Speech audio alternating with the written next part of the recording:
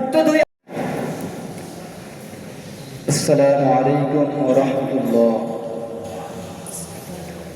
نحمده ونصلي على رسوله الكريم أما بعد فأعوذ بالله من الشيطان الرجيم بسم الله الرحمن الرحيم ولقد كرمنا بني آدم وحملناهم في البر والبحر ورزقناهم من الطيبات وفضلناهم على كثير ممن خلقنا تفضيلا وعن عائشة رضي الله عنها قالت قال رسول الله صلى الله عليه وسلم كسر عظم الميت ككسر حيا صدقه মাক্তাবে আবু হানিফা কর্তৃক আয়োজিত আজকের সাপ্তাহিক শিক্ষা সেমিনারের সম্মানিত সভাপতি অভিজ্ঞ পরিচালক আমার সামনে উপস্থিত বাংলার দিক দিগন্ত থেকে আহত আলেম সাথী ভাই ও বন্ধুগণ, আমাকে মাক্তাবের পক্ষ থেকে বিষয়বস্তু দেওয়া হয়েছে পোস্ট মর্টেম এর সহিত আল্লাহ চাহে তো কোরআন ও হাদিসের আলোকে উক্ত বিষয়ে কিঞ্চিত আলোকপাত করবে ইনশাআল্লাহ। পোস্ট মর্টেম এটা আমাদের মুখের ভাষায় যেটা পোস্টমর্টম হিসেবে প্রসিদ্ধ, এর শরীয়ী বিধান সম্পর্কে ইনশাআল্লাহ আলোচনা করব। এর শরীয়ী বিধান হচ্ছে পোস্টমর্টেম এটা ব্রিটিশ আমলে রচিত ইসলাম বিরোধী একটি আইন। এটা জায়েজ হওয়ার সমর্থনে কোরআনের কোনো আয়াত নেই, অসংখ্য হাদিস থেকে কোনো হাদিস পাওয়া যায় না এবং শরীয়ী কোনো মাসাইল নাই।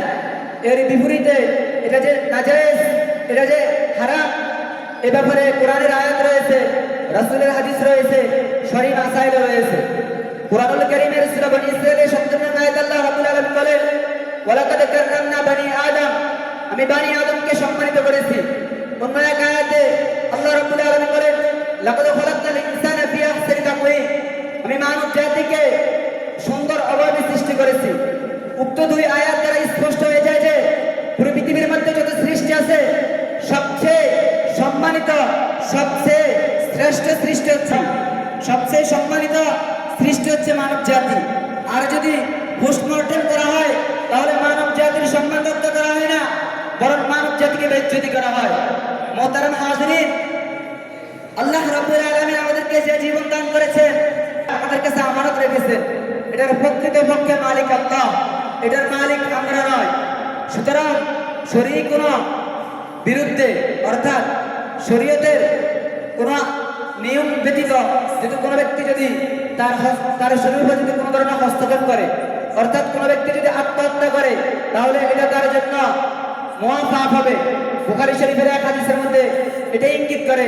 রাসূলুল্লাহ সাল্লাল্লাহু আলাইহি ওয়াসাল্লাম বলেন, এক ব্যক্তি নিজে অস্ত্র দ্বারা আত্মহত্যা করলো, আল্লাহ তাআলা বললেন সে নিজের ব্যাপারে উদ্যত করেছে, আমার সাথে উদ্যত প্রকাশ করেছে, তাই তার জন্য জান্নাত হারাম। মুহতারাম হাজিরিন, যে ব্যক্তি নিজে নিজে আত্মহত্যা করে সে তো মহাপাপ করলো এবং তার জন্য জান্নাতও হারাম করে নিল।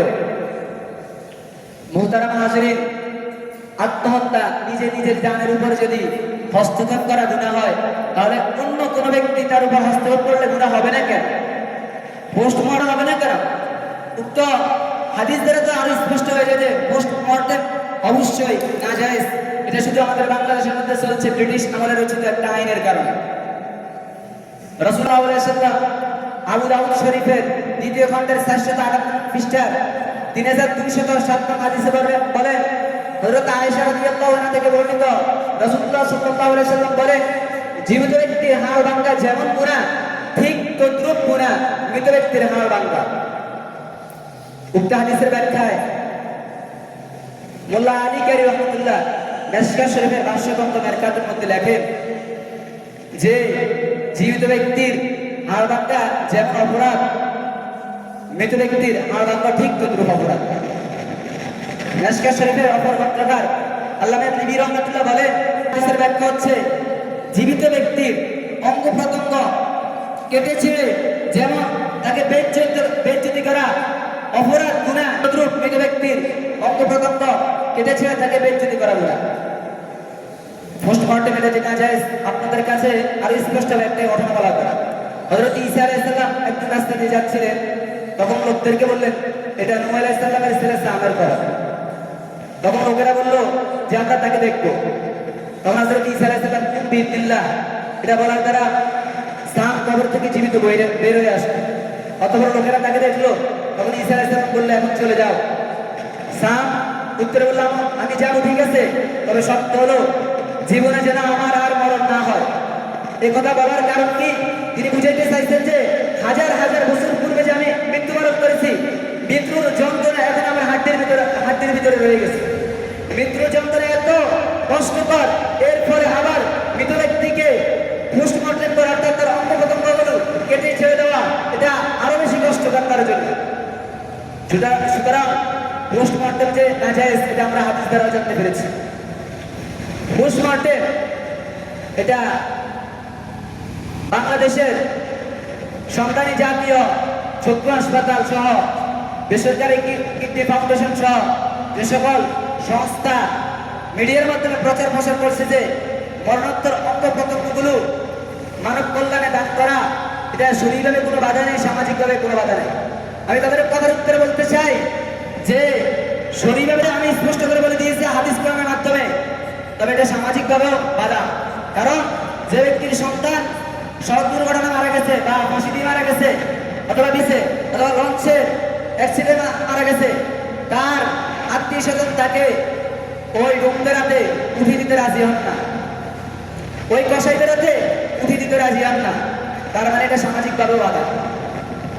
তারা দলিল হিসেবে পেশ করেন সৌদি আরবের কথা। সৌদি আরবরা এটাকে জায়েজ বলে, সৌদি আরবের ওলামায়ে কেরাম এটাকে জায়েজ বলে। আমি বলতে চাই এটা আমাদেরকে ভালোভাবে বুঝে নিতে হবে যে শরীর কোনো নাজায়েজ বিষয়কে শুধু সৌদি আরব কেন, পুরো মিডল ইস্টে যদি ইসলামী রাষ্ট্র আছে সবাই মিলে যদি কোরআন ও হাদিসের নাজায়েজ বিষয়কে জায়েজ বলে আর কোরআন হাদিস সেটাকে নাজায়েজ বলে, তাহলে সকলের মতামত বাতিল হবে, কোরআন হাদিসের মতামত প্রতিষ্ঠিত থাকবে, ঠিক কিনা? কোরআন হাদিসের মতামত কারো কাছে মার্জু হবে না, সবসময় কোরআন হাদিসের মতামত রাজে থাকবে। পোস্টমর্টেম এটা বাংলাদেশে এত পরিমাণে চলে গেছে। 2006 সালের 3 সেপ্টেম্বর থেকে 2007 সালের 4 সেপ্টেম্বর, এক বছরের ভিতরে বেসরকারি কিডনি ফাউন্ডেশনে 47 জন রোগীর দেহে কিডনি সংযোগ করা হয়েছে। বলেন তো এই সকল কিডনি কোথেকে এসেছে? এই সকল কিডনি বাংলাদেশে, এই সকল কিডনি তো বিদেশ থেকেও আমদানি করা হয় না, দেশের কোনো বাজারেও কিডনি পাওয়া যায় না। অতএব বুঝে গেল এই সকল কিডনি হলো আমার আপনার হতভাগা মুসলমান ভাই বোনদের কিডনি, যারা সব দুর্ঘটনায় ইন্তেকাল করেছে, যারা নিজেরা ফাঁসি দিয়ে ইন্তেকাল করেছে, বিষকে ইন্তেকাল করেছে, তারা গুলির আঘাতে ইন্তেকাল করেছে, তাদের কিডনি। বলতো পোস্টমর্টেম এটা করা হয় কেন? তারা বলে পোস্টমর্টেম আমরা করি মৃতের কারণ চিহ্নিত করার জন্য, মৃত ব্যক্তি কি কারণে মৃত্যুবরণ করেছে। আমি বলতে চাই যে ব্যক্তি সড়ক দুর্ঘটনায় মৃত্যুবরণ করেছে এটা তো আপনাদের সকলের কাছে স্পষ্ট, তারপরে আপনারা পোস্টমর্টেম করেন কেন? এর দ্বারা বোঝা যায় যে আপনারা মৃতের কারণ যাচাই করার জন্য পোস্টমর্টেম করেন না, বরং আপনারা কিডনি, পরিচা, এমনভাবে চক্ষু, তার দামি দামি অঙ্গগুলোকে আপনারা বিক্রি করার জন্য পোস্টমর্টেম করেন, ঠিক কিনা? অতএব আমাদেরকে এই বিষয়ে সচেতন হতে হবে। আমরা যদি এই বিষয়ে সচেতন না হই, এই বিষয়ে যদি আমরা কোনো ধরনের পদক্ষেপ না, তাহলে মনে রাখিয়ে এমন একটা সময় আসবে বাংলাদেশের মধ্যে এমন অবস্থা হবে যখন বাজারে গেলে যে কোনো পণ্য আপনি সহজে ক্রয় করতে পারেন, ঠিক তদ্রুপ হবে আপনার মন চাইছে আপনি বাজারে গেলে কিডনি ক্রয় করতে না পারবেন। আল্লাহ তাআলা আর একটা কথা বলতে চাই, যারা পোস্টমর্টেম করে তারা কি নিশ্চিত যে তারা সড়ক দুর্ঘটনায় ইন্তেকাল করবেন না? তারা কি নিশ্চিত তারা নিজেরা কোনো কারণে তারা ফাঁসি দেবে না? তারা কি নিশ্চিত তারা গুলির আঘাতে আহত হবে না? তারা তো এভাবে নিশ্চিত নয়। সুতরাং যারা পোস্টমর্টেম করে কসাইয়ের মতো গরুকে যেমন ভাবে তার অঙ্গ প্রত্যঙ্গগুলোকে ছিঁড়ে ফেলা হয়, কেটে ফেলা হয়, গরু ছিঁড়ে ফেলতে কেটে ফেলতে মানুষের দয়া দেখায় তবুও, কিন্তু যারা পোস্টমর্টেম করে আপনি যদি দেখতেন তারা এতটুকু দয়া দেখায় না। মারাত্মকভাবে, খুবই মারাত্মকভাবে যদি স্পষ্টভাবে দেখতেন আপনি সে জায়গায় মনে অজ্ঞান হয়ে যেতেন। এমন মারাত্মকভাবে আমার আপনার মুসলমান ভাই যারা সড়ক দুর্ঘটনায় ইন্তেকাল করে তাদের অঙ্গ প্রত্যঙ্গগুলো কেটে ছেড়ে ফেলা হয়। অতএব আমি বলতে চাই আপনারা যারা এই সকল কাজ করেন তারা এগুলো থেকে ফিরে আসেন, কারণ আপনি তো নিশ্চিত নয় আপনি যে এই সকল বিপদের সম্মুখীন হবেন না। আপনিও এই সকল বিপদের সম্মুখীন হতে পারে। এই জন্য আপনি এই সকল কাজ বাদ দিয়ে আপনি অন্য কাজে লিপ্ত হয়ে যান। আপনার জন্য পৃথিবীর মধ্যে অন্য কোনো কি ব্যবস্থা নাই, শুধু আপনি পোস্টমর্টেমে করতে হবে। আপনার জন্য কি আর অন্য কোনোভাবে আয় করার ব্যবস্থা নাই, আপনি এগুলো বাদ দিয়ে দেন। আল্লাহ তাআলা আমাদের বাংলাদেশ থেকে না, পুরো পৃথিবীর মধ্যে যে সকল দেশের মধ্যে এই সকল কাজ, শরীর বিরোধী কাজ চলছে, আল্লাহ তাআলা যেন অচিরেই এগুলোকে তুলে নিয়ে নেয়।